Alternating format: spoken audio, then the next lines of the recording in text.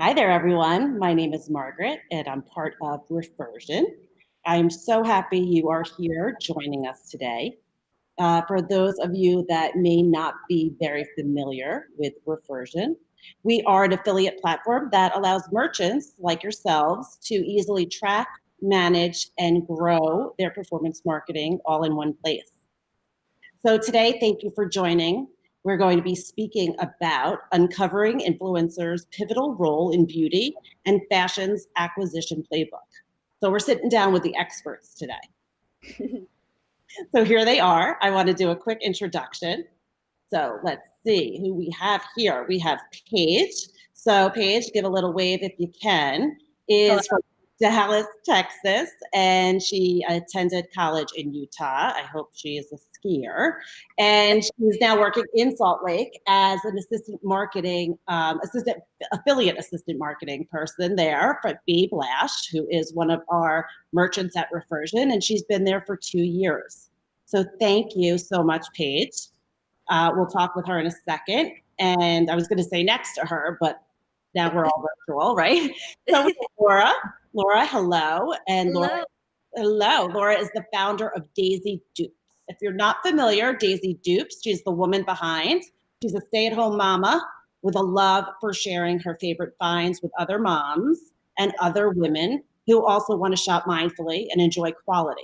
And she's also an influencer for Babe Lash. So it's a complete joy to have a merchant as well as an influencer today join us, and I really do appreciate it. Excited to be here. Yeah, excited to be here. Awesome. So let me just do a little bit of housekeeping before we get started. Obviously, let's all be respectful when asking questions and putting things out there. You could use the chat box on the right to ask any questions you may have. Of course, we want you to hit subscribe. So you can hit the notification bell for updates on all future virtual sessions that Refersion will have. So what we have in store for you today, some of the content we're going to talk to both Paige and Laura about is the journey leading into influencer marketing, their success and KPIs, key performance indicators, the strategies that I know a lot of people out there that are listening in and watching want to know how they get to their goals.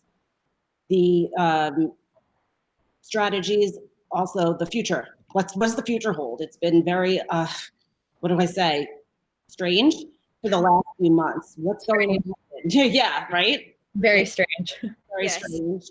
So let's not forget to always think about how, lucky and fortunate we are, and thanking everyone out there for everything they're doing. And, we don't know what's going to happen, and we'd love to hear from both of you a little bit more about that. Another topic where I think it's super important, and I know as a person working at Refersion, we're always asked best practices, advice, how to get better at what they're doing and what's worked for you. And then we'll follow up with some Q&A. So I am going to just kick it off, if that works for you guys. Yes. Get a little started. So let's start with Babe Lash. Not sure again who knows Babe Lash. I am quite familiar with a lot of the products. I'm a user myself. But I thought it was really nice when I saw it in the Hollywood Reporter. Celebrity makeup artist Carissa Ferrari suggests Babe Lash to promote growth. She said, I love that it has added benefits of botanical extracts that condition for healthy lashes. And then I also saw that in I think it was the UK Vogue, that it said, to grow my eyelashes, I use the eyelash serum. This is the eyelash serum. And it actually does work. This is not a sponsored ad. I buy it. I love it. You have to be consistent with it. Use it every day, and you'll notice a difference. Once I stopped using it, I was so sad because my lashes went back to their old size. I noticed such a difference. So that's what I hear about this product. I'm seeing everywhere testimonials, and I think the first question to get us started is the journey. What led to you using influencers? And obviously you're getting a lot of people out there that are using the product. So I'm curious, Paige, we'd love to hear how Babe Lash uncovered influencer marketing as a customer acquisition secret.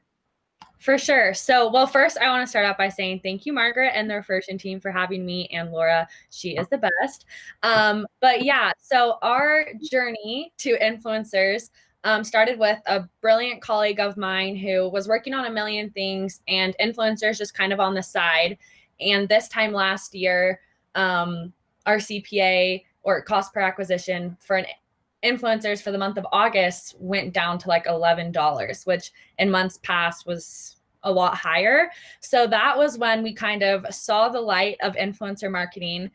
We started working a little bit more on influencers and we're like, maybe there's a potential here. And then we picked up really heavy the next couple months. And then I took it over completely in January. So that's kind of how we discovered the influencer secret there. Phenomenon. Yeah. Yes. Yeah. And what would you say the percent of revenue your influencer marketing drives today? How has it changed from when you started?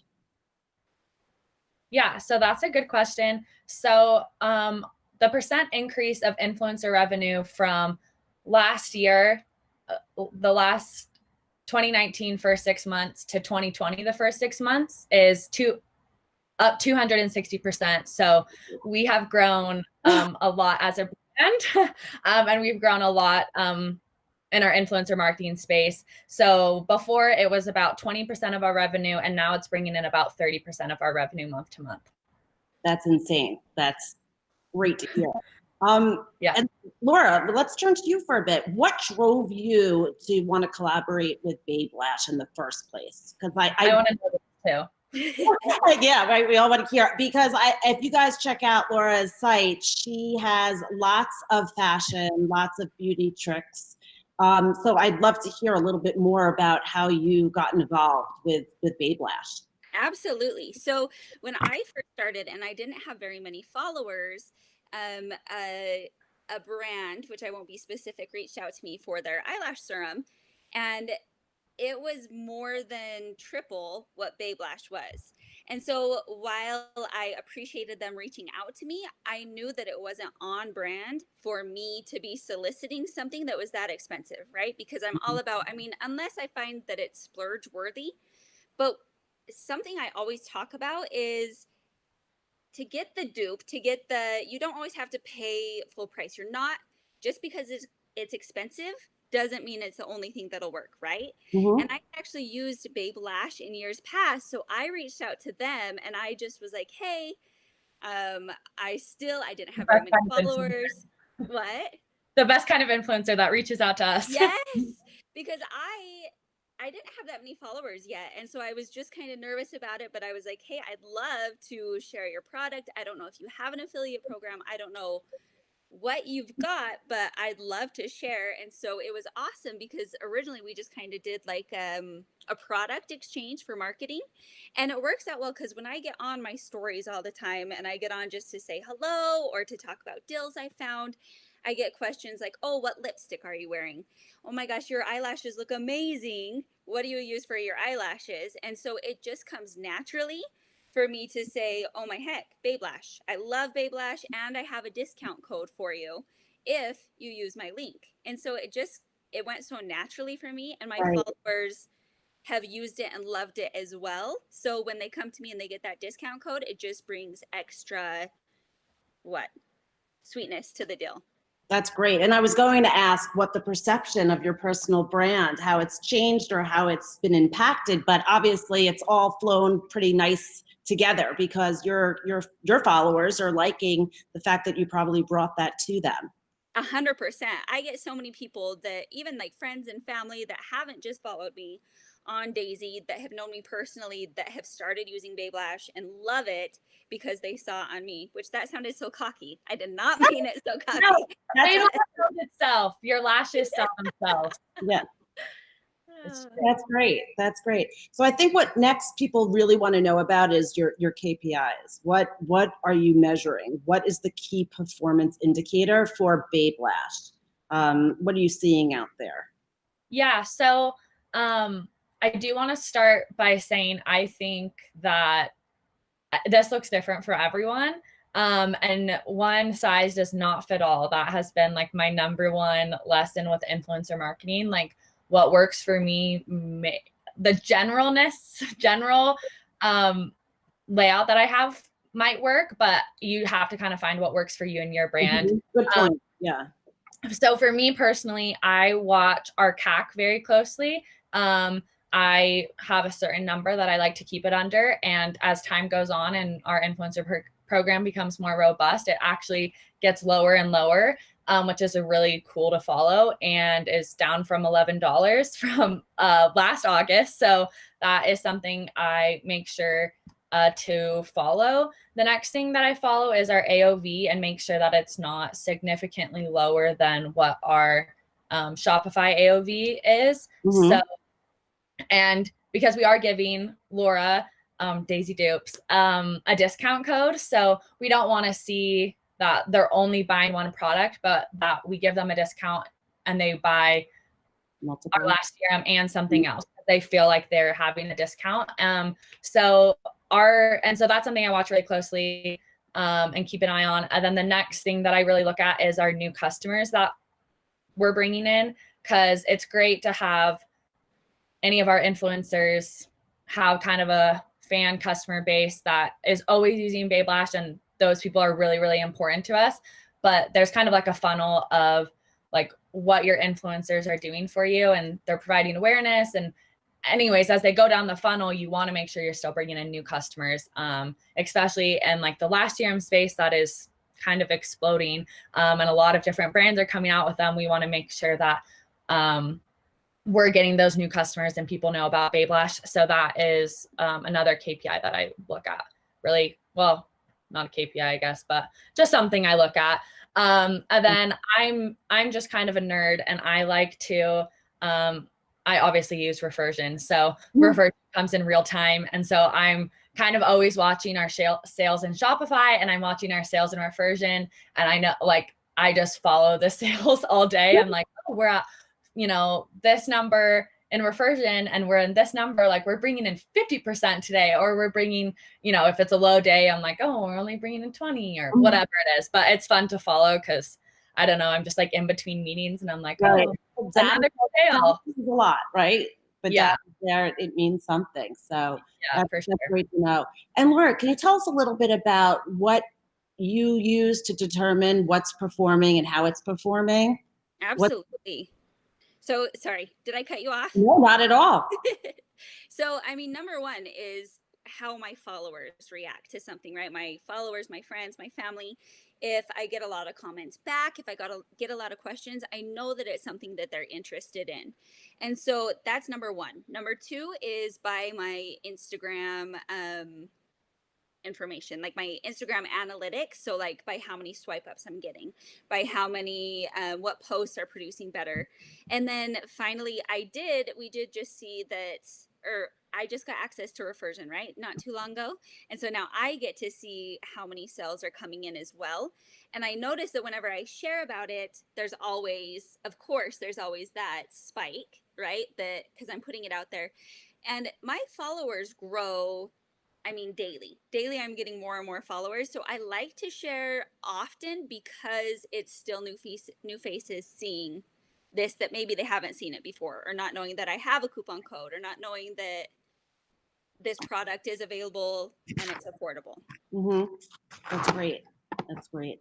So let's hop down to, I think, a little bit about strategy and your tactics. So Babe Lash, how does influencer marketing currently fit into the overall Babe Lash's marketing strategy? What piece, is influencer marketing? How does that get defined? Good question.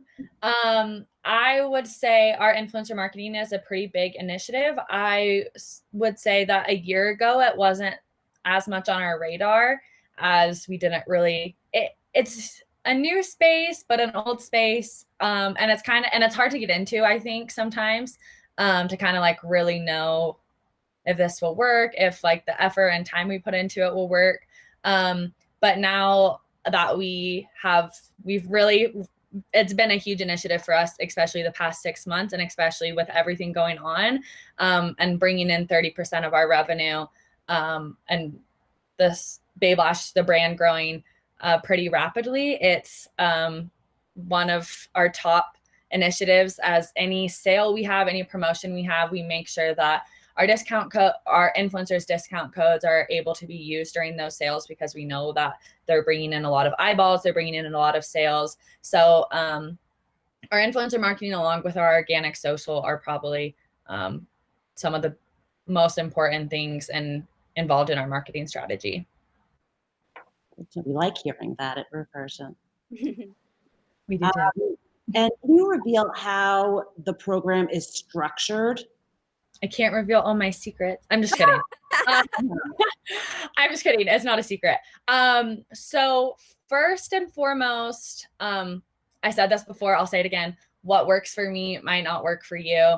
But this is how we're structured.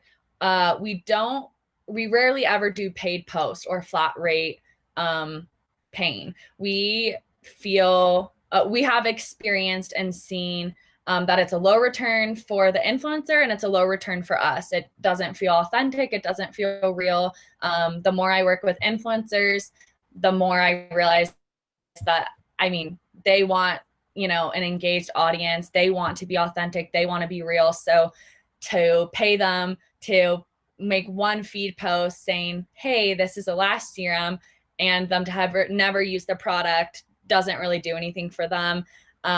Looks like they're just getting paid to post. And similarly for us, no one converts because no one believes that they really love and use the product. So we're structured that we give influencers a 20% off discount code. We give them a 10% commission. We are stingy who we work with, and we want to keep it a niche group of people. We want to make it feel special, and that not everyone can have a discount code. Not everyone can be promoting Babe Lash, but the people that are in our group are really, really important to us. We've recently actually just set up, like, it's always changing. So we very recently set up bonuses because we really, really value like long-term relationships, and we want to incentivize them to keep working with us. So we can't pay, you know, a flat rate of X amount, but we can say, hey, if you sell this much or have made this much, like, we want to send you a bonus, like a thank you. And then eventually, if we see high enough return and they've brought in a certain amount of money, then at that point, I gain permission from our finance team to work on a possible flat rate gig. And at that point, you can say, like, they've brought in this much money, Sure. this is the return. So we're very open with our influencers on like what the commission looks like, what the discount code looks like, what the incentives are, and like what they can work towards. So yeah, we want them to feel like we are growing with them, not that, and that we appreciate them, because I mean, they are bringing in so much money for us, and it's hard work what they're doing. And I feel like that's a big thing that a lot of brands miss would be, and we were missing it until a couple months ago, that Laura knows that I just sent her this bonus email. But it kind of got to the point that people were like, okay, like, I'm posting about it, and I'm getting commission, but like, then what, you know? And like, these influencers are building their brands, and we're just like, keep working for us. So I think that is like something that I pushed really, really hard for, was to set up some bonuses and incentives for influencers, so they knew how much they meant to us, because we're so grateful for them. So right. And they're your best customers, really. So it's great to hear that. Yeah. Let me see. I had some other questions, but you kind of answered them. So I just want to make sure I don't repeat. I know I wanted to know a little bit about if there were any other tools that you use in your, you know, toolbox. I know you use Refersion, but is there anything else that you use to help grow your influencer network? You said you're very niche, you're very specific. You know, what makes a good influencer for you? Yeah, so that is kind of where the trial and error comes in. That's where, you know, you just have to, because what works for Babe Lash might not work for you.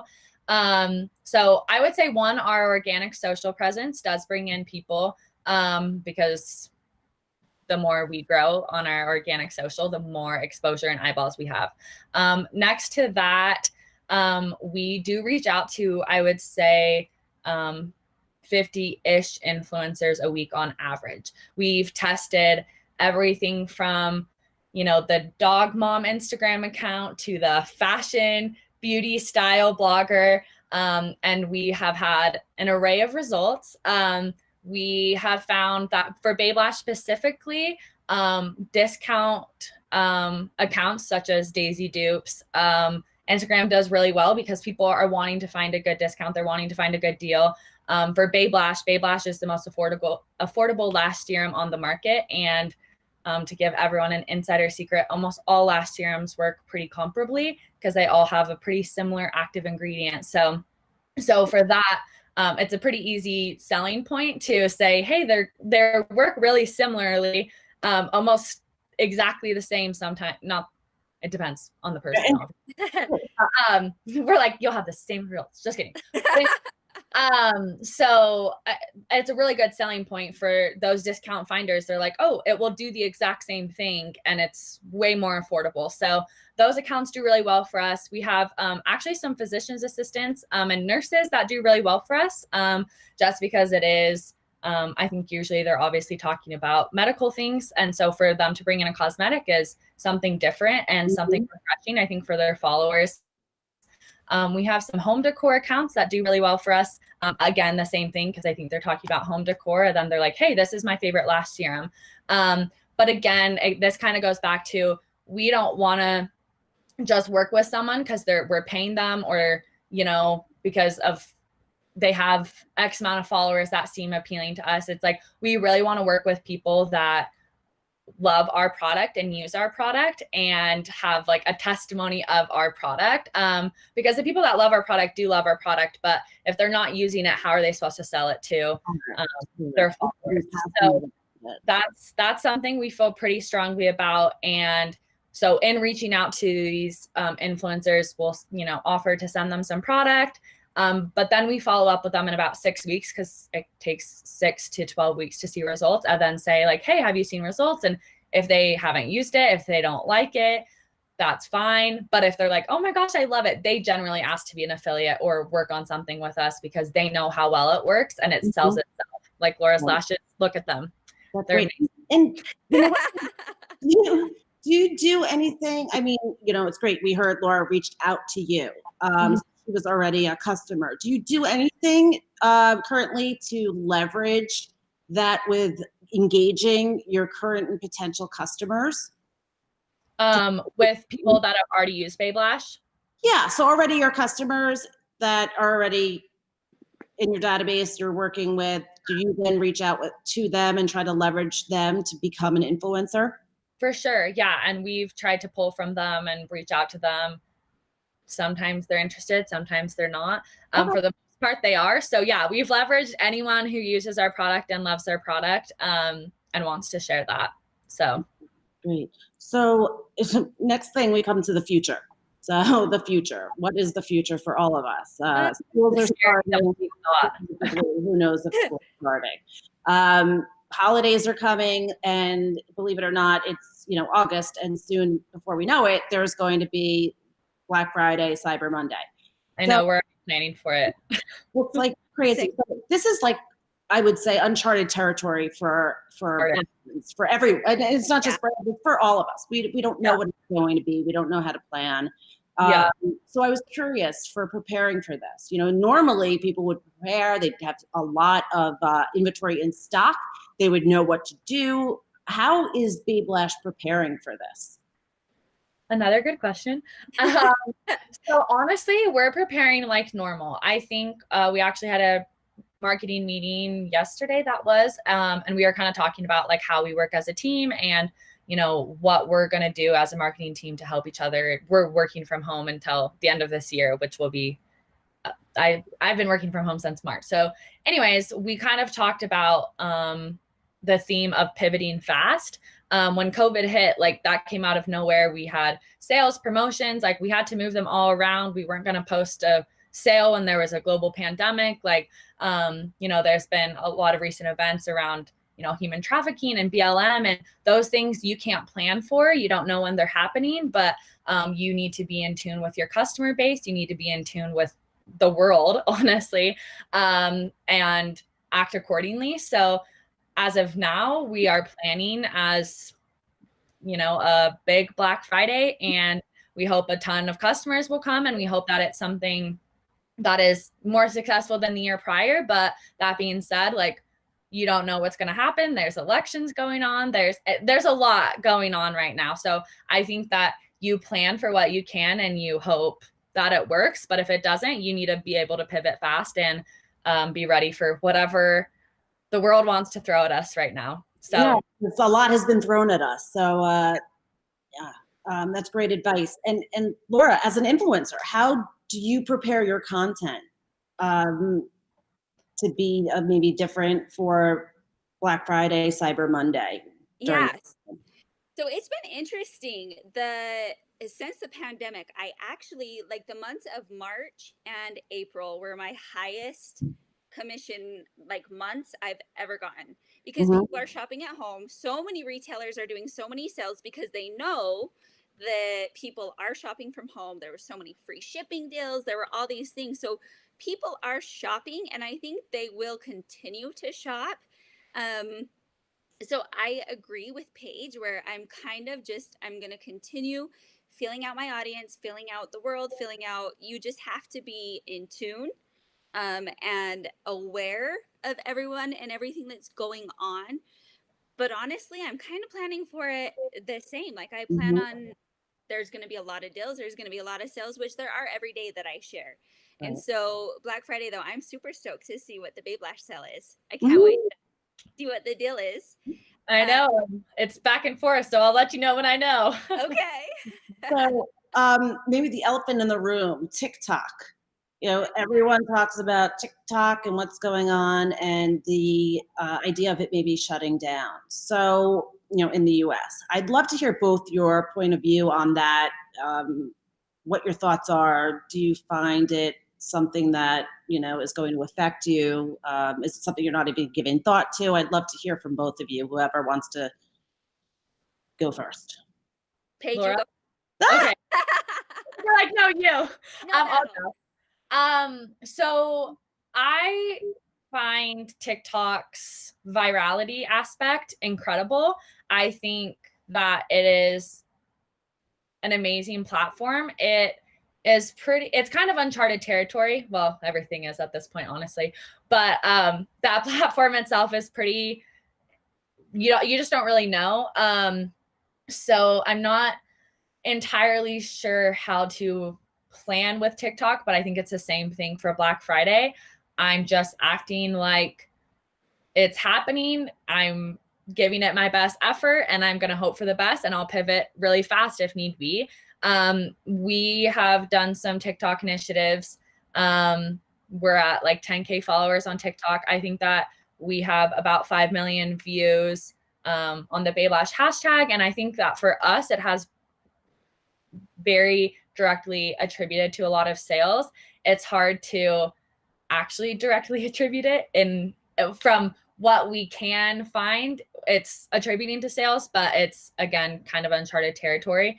But it has gotten us a ton of eyeballs. It's gotten us a ton of views. I think it's gotten people to say, wow, there's slash serums that actually works, with some before and after things that we've shared. So I love the platform in the sense that you can go viral really easy. I shouldn't say really easy. You can go viral randomly, I should say, because I do feel like it's random. So random.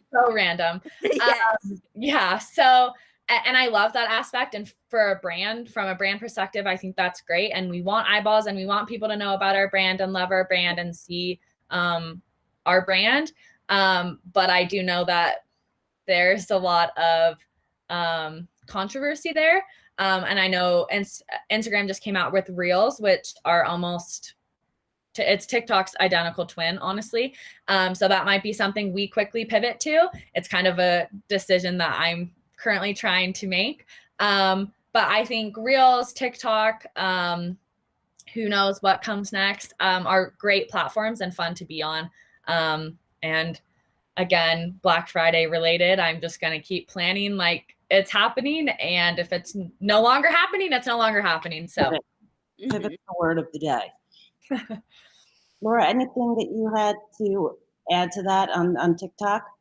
TikTok, I don't know what it is. TikTok makes me nervous. I feel so I mean, I'm only 35, but TikTok makes me feel old. I feel like everybody on TikTok is young and beautiful and just so I haven't done much with TikTok, honestly, except for stalk and watch good looking people, right? But I think it'll stick around. I honestly think TikTok will stick around. But like Reels in Instagram, people have kind of just been taking their TikTok content and just kind of integrating it into the Instagram Reels. And so it's kind of the same thing. So I think that that's great content if you're good at that, if you're into it. Daisy has yet to jump into those waters. But Babe Lash they were so cute. I saw like you did a bunch for a minute and they were all so cute. Here and there when I have time. Yes. Yes. Cool. This brings us to advice, which I think is something super important for merchants as well as influencers. So what advice would you, Paige, give brands looking to jump into influencer marketing when it comes to getting the influencer's attention? I want to hear from Laura on this. She would be more insightful than me. I can say, what'd you say? That's great. You're right. Let's hear from Laura if she doesn't. I think word of mouth. I mean, a lot of us influencers have our own little pods, right? So I have a pod of girls that are very similar to me, but also we have our own differences. We have our own accounts. There's about 10 of us, and we talk multiple times every single day. So they ask, like, if someone posts about Babe Lash, then they reach out and say, hey, I saw that you worked with them. Are they pretty good to work with? And of course, my response is they are amazing and one of my favorite companies ever. And so it just has like word of mouth, as long as you can get in the door kind of with someone, right? And yeah, you got a good product and it comes naturally. Babe Lash just comes naturally, like I said, because the product speaks for itself, like the results. Good product. So people want to talk about it and use it. And once you can use it, you could, again, have a testimonial against it. Yeah. So I think that luckily, we have a product that I think when people like it, they love it, you know? So I think, we hit the jackpot on a product that people, when you find the people that love it, they really love it. And then kind of going off of what Daisy said, I'm no expert, but I would say that kind of what Daisy said, like running in the same circle, people are going to ask like, oh, how is this brand? How is whatever? And I think that it's important to treat your affiliates and influencers as people. I know that sounds kind of dumb, but I feel like so many people make it a transactional thing, which more or less it is. But I try really hard, and I have over 100 affiliates, so I'm not perfect, but having like an actual relationship with each of them individually, and like hopefully Laura feels like she can email me at any hour of the day and I'm going to get back to her and like let her know like if something's going on in Laura's life, I'm going to, talk to her about it and be there for her. So I think like that's the biggest thing. When they do talk in their circles, they want to have a relationship with someone. Like, I don't know if you want to call it a business partner or a friend or what. It's like influencer marketing is also kind of uncharted territory, but I do think it boils down to building a relationship with them, being a real person. You're a real person. They're a real person. Don't treat it like, so formal and so serious. Like, you guys both have the same goals. You like want the same thing, like, and you're real people. So have real conversations, like talk about real things, and don't make it so transactional. Again, you're so good at that. Oh, thank you. Yeah, I always try to tell merchants when they ask that question, treat an influencer how you treat an employee. They're working for your brand, and they may not be on the payroll, but you both have the same goals and you want it to succeed. Yeah. So it's nice to hear that. Laura, I'd love to ask this question because this is another one that people are always just now talking about, influencer, the word is out there. people are like, how do I become an influencer? How do I become an affiliate? How does that start? What are the tips on getting started? How does someone just become an influencer? You just do. I feel like you just have to start. Like you just have to get going. And honestly, I will say 90% of my success is people and relationships that I build, engaging, taking that time. One of the best pieces of advice that I got when I first started was don't post and ghost. Like you show up. You're not just pushing content, you're not just pushing presents, products. You're just you want to show up. So you want to build relationships with these people, with other influencers, with people that follow you, with your friends, so that they trust you, they grow to trust you, and then they're going to, everything's word of mouth these days, right? Like everything. And so if someone's like, oh my gosh, you got to follow Daisy, or they tag their friend in the comments being like, look at this content, look at this. So I feel like it's all about engaging. You can't just go on and be like, I'm going to be an influencer. I'm going to start posting this. In fact, I am still mind blown that I have over 50,000 followers. Like this to me is just like insane. But I feel like you can't take it too seriously either. You can't have too many expectations. You can't be like, I'm going to start this and I'm going to make thousands of dollars in 2 months. It takes time, it takes work, and it takes those relationships. It takes people like to do it. But I say if you want to, if you have the goal, do it. Just start. Like that's all it takes. And then start building those relationships. Reach out to other influencers. And a lot of times if they are a good influencer, they'll respond and give you some tips, some advice, some love, right? Yeah. This is great. I think we do have some questions that people have typed in here. So I am going to get to them before we know it will be over. So I don't want to do that. So let's see. Okay, we have from Sunless Canada. Any tips for B2B beauty distributors? How do we drive traffic into our retail locations using influencer marketing strategies? That's a good question. I can take that one. I think first off, I think you're, like I said, for Babe Lash, our organic presence does a ton for us. It drives in eyeballs, it drives in people, and Laura just touched on it too. Like, you know, they're going to tag their friend or they're going to DM you. And so you need to really focus on that and make sure that that is a priority so that when people do come to your page, you're legitimate, you know, respond, you're there. And then I don't work in the B2B space, so I am no expert. But I would find, again, you want to find your love group. And so I don't know what you're selling in your salons or but find people that do come in often, do like what you're providing or what you're selling. Give them discount codes, give them free product, provide anything for them so that they want to share. And, you know, if you have a special sale on that day, or if it's a sunny, beautiful day there, or if it's a rainy day or whatever, and you say, hey, come in today, it's raining, we'll give you 50% offer. Well, that's a lofty. Whatever it is, give your influencer some sales or some reason to promote, and then give the customer that you're wanting to bring in also a reason to promote it or to buy it and to come in. Great. Thank you. We have Randy, LSW. Great job moderating. Great panel. Great content. Thank you. Does every new affiliate relationship begin with its own negotiations? Well, that's a good question. Meaning, is every relationship custom, or do they all have the same contracts?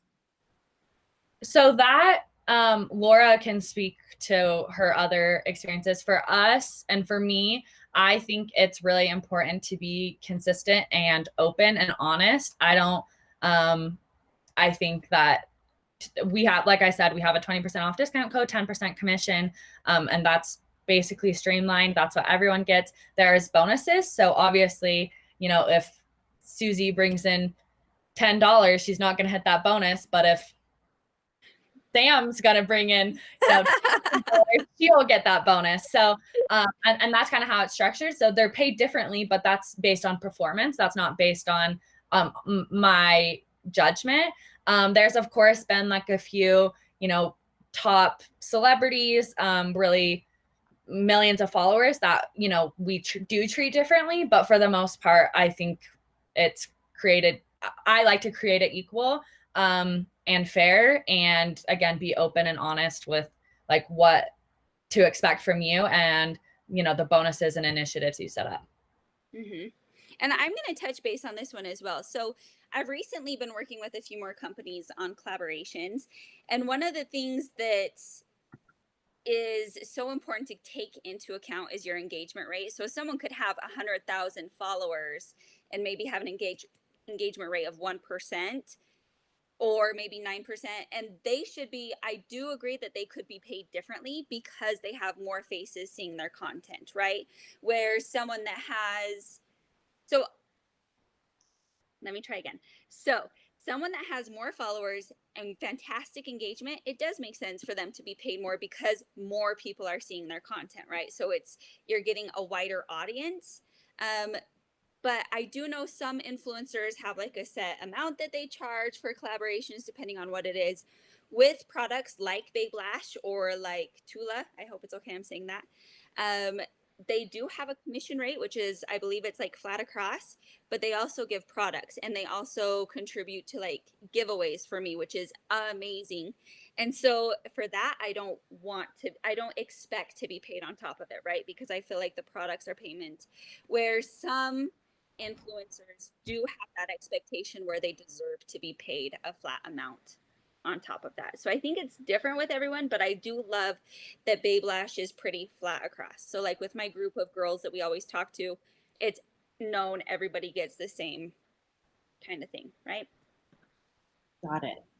And sorry, I'm going to add one comment to that. I think a part of the reason, I think fairness is obviously part of the reason that we like to streamline it. I think the other reason we do so as well is because we find sometimes in the past, if we give someone more money or something, someone reaches out and says, oh, well, you paid them this much, I deserve this much. And that like becomes, then you're like, oh, I don't value you as much, but you do. So that's like a hard conversation to have. The second thing I would say is, Laura said sometimes people, will look at follower count or like engagement rate. The crazy thing to me has been, and maybe this won't happen for other people, but it is crazy for me how I can have an influencer with 50,000 followers post and they will make way more money than an influencer that posts with 300,000 followers. Actually, So, so follower and engagement rate. And I've had some people that I'm like, oh, they have like a pretty low engagement rate. Like they probably will bring in not that much. And then they post, I'm like, what? So it's shocking. And so I think that's also why we streamline it, in the sense that like you don't really know. So it's like, why would my human judgment be like, oh, this one's better, because ultimately you don't know who's bringing in what. So, and that's kind of what, like where Babe Lash is affiliate program has kind of stemmed from. Got it. Thank you. Let's see. I know we have a few more. I hope you answered the question. I know, same. From Sherry D. Fields, how do you identify influencers who want to partner with, that you want to partner with? Sorry, is that directed at me? Influencers that we want to partner with? Yeah. So how do you identify influencers that you want to partner with? What are the key factors that make you want to reach out to someone? So kind of like I just touched on, I don't know what's going to work. Some people, like I would have never said physician's assistants are going to make you a lot of money, like I wouldn't be like, oh, them, but they do, So honestly, it's like a trial and error, what works. Like at this point, like after doing it a while, like I can be like, okay, these people kind of work, these people don't work. But at the end of the day, it's a guessing game and it's your best judgment. And it's just about messaging them, trying. And if you target them and you start a relationship and, they're not doing anything for you, you're like, okay, that group of people might not be who we want to work with. Like, let's try this group of people. And so I'm always testing, I'm always trying, I'm always reaching out to different people. But I know accounts like Daisy Dupes will do great for us because people that like want a good deal, Babe Lash is right in their alley, you know? So just kind of finding like what groups of people. And I think that goes back to understanding your customer just in general, and really knowing like what's your target audience. Like, are they male? Are they female? How old are they? Like, are they interested in outdoor activities? Are they interested in shopping or whatever they are? And then you can target influencers that way. Great. And then from, and I apologize if I say the name a little incorrectly, Stas Cherkov. Do you have advice on how to reach out to influencers and start the conversation?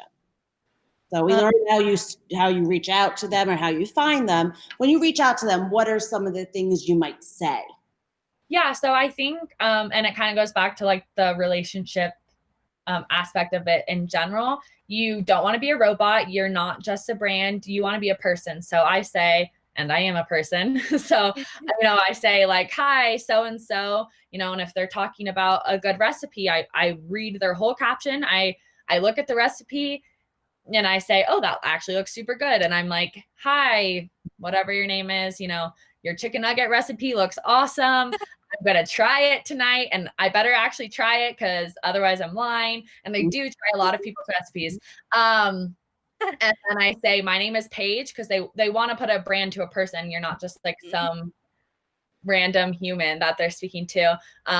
Here's a little bit about Babe Lash. Like, we would love to send you some products to try out. It's basically like what we say. And that's how I reach out to people. And then I follow up with them after they use the product, because again, we have a very niche product that you have to use it and apply for a while. So I send them some tips and tricks on like how to apply and best application, and then follow up in like 6 weeks to see how they're liking it and go from there.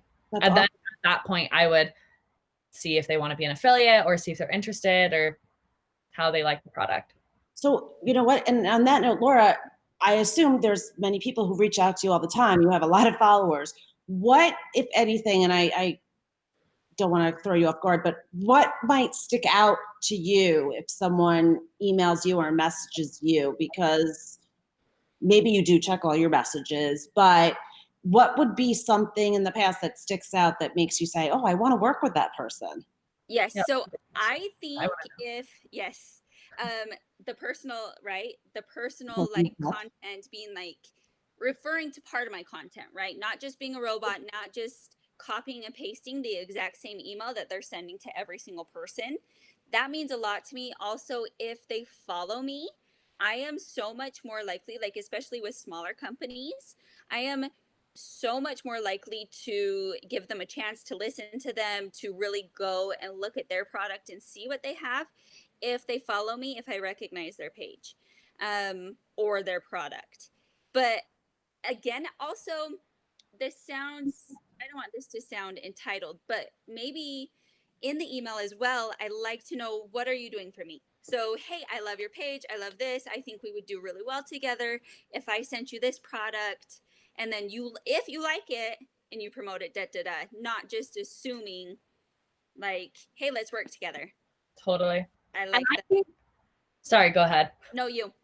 I was just going to say, I think I don't have any followers on Instagram really, but randomly I get like random companies who reach out and they're like, hey, like we can give you this. And it's like, well, no, like I'm providing you something. So I think when companies are like, hey, look what I can give you, it's like, no, like you need to see like they're the influencer, they're giving you something. So kind of what Laura said, like if I'm like, hey, Laura, like I can give you a last year. And she's like, okay, cool. Like, so I think you need to show that they are valuable and provide value to them and not expect them to think that you're just some cool company, no matter your following or anything. Like you need to provide them value. So definitely. Let's see. I think that was it for, oh, nope, we got one more and we only have a few minutes left. So this will be the last one. From Heidi Hooper, are you reviewing data analytics to vet influencers? So I guess that's for you, Paige. That is another one for me. No. The reason being because of what I said previously, they can have the highest engagement rate, they can have a ton of followers, and they will bring in no sales. And so I don't, for me personally and for Babe Lash, I don't feel like that is something that I use. Of course, I look at it. I'm not going to say you have 500 followers, I'm going to have you be an affiliate. So there's a balance between obviously looking at those metrics, and they are important. So of course, there's someone with 50,000 followers and getting 30 likes. That's probably suspicious. They are most likely bought, you know? So of course you want to pay attention to those and not disregard them completely. However, it's not the only thing that I use to vet accounts and to value them, I guess. Great. So we have a few minutes left. I wanted to I wrote down some notes that I thought were really good takeaways. What we heard from both of you, be ready to pivot. You know, this is uncharted territory. We don't know what's going to happen. So plan like things are going to happen like usual, but be prepared if not. The other is what I thought was super important from you, Paige, is that, you know, not every brand obviously is the same. So every KPI can't be the same. Do what works for you and understand your customer. As an influencer, post a lot and use data to see what works, and also know your audience. So know who your followers are, see what works. And then we shouldn't be afraid of TikTok going away, and we shouldn't be afraid of the holidays. So I really, really appreciate you guys coming. Unfortunately, not anywhere where we could be together, but coming onto this tonight and speaking with everyone. It's really great when we could bring our merchants and your influencer together and show everyone out there how things flow and how it really is successful. I want to also remind everyone that our next session for Refersion, we are going to have a Shopify meetup, New York City. It's our first one for New York City. And that's going to be August 18th. You'll also receive a link of this recording, so it'll be an email. Lastly, don't forget to subscribe and hit the notification bell so you can get newsletters and everything like that from us. And I could not thank you guys enough. I felt like we really had a chat and a convo. We just were missing some wine and some chips and dip. Yes. Next time in person. So wishing everyone a good afternoon, a good night, whatever, wherever you are. Be safe.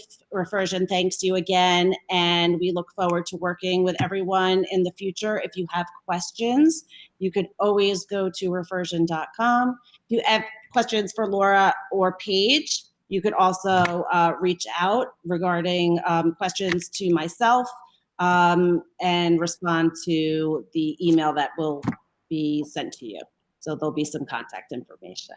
So everyone, good night. Be safe. Be well. Until next time. Thank you so much. Thank you.